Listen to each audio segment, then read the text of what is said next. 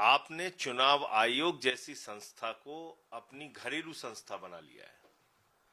सरकारी तंत्र का दुरुपयोग करके भारत की सरकार और उनकी राज्य सरकारें भारतीय जनता पार्टी की चुनावों को प्रभावित कर रही हैं। महाराष्ट्र में मामला सामने आया, लाखों वोटर्स फर्जी बनाए गए। हरियाणा में मामला सामने आया, लाखों वोटर्स का हेरफेर हुआ। दिल्ली के अंदर मामला सामने आया, यहां हम लोगों ने चुनाव आयोग से मिलकर शिकायत की कि कैसे भारतीय जनता पार्टी के लोगों के वोट कटवा रहे थे और फर्जी वोट जुड़वा रहे थे और लोगों के वोट शिफ्ट करा रहे थे। एक तो और घोटाला हुआ है। अभी हमारे बवाना के विधायक जो थे, जिनके जो इस बार चुनाव हार गए, तो उन्होंने बताया कि भारी संख्या में उनके यहां एक बूथ के वोटर दूसरे बूथ पे शिफ्ट कर दिए गए। तो ये भी हराने का एक अच्छा तरीका है। आदमी अपने बूथ पे पहुंचेगा, उसका वोट ही नहीं है। सेम एपिक नंबर का मामला बंगाल का आया। तो चुनाव ही अगर निष्पक्ष इस देश के अंदर नहीं होगा तो आप बताइए कि कैसे लोग पहुंचेंगे संसद के अंदर।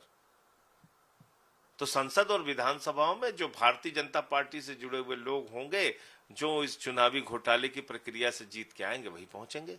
इसलिए आज हम लोगों ने सदन में मांग की कि भाई इस विषय पे चर्चा कराई जाए। सरकार भाग गई इस पे। दूसरा विषय मैंने उठाया था कि 94 लाख करोड़ रुपए शेयर बाजार में पिछले 5 महीने में इस देश के करोड़ों लोगों का डूब गया। उसके बारे में चर्चा कराई जाए, सरकार भाग गई। तीसरा मुद्दा हम लोगों ने उठाया कि भाई डिलिमिटेशन में साउथ के राज्यों के तरफ अन्याय नहीं होना चाहिए, उनकी सीटें कम नहीं होनी चाहिए। तो उस पर भी सरकार कुछ बोलने के लिए तैयार नहीं है। तो मेरा ये कहना है कि आज भारत एकजुट है, तो उसके पीछे की सबसे बड़ी वजह यह है कि हम विविधता में एकता वाले देश हैं।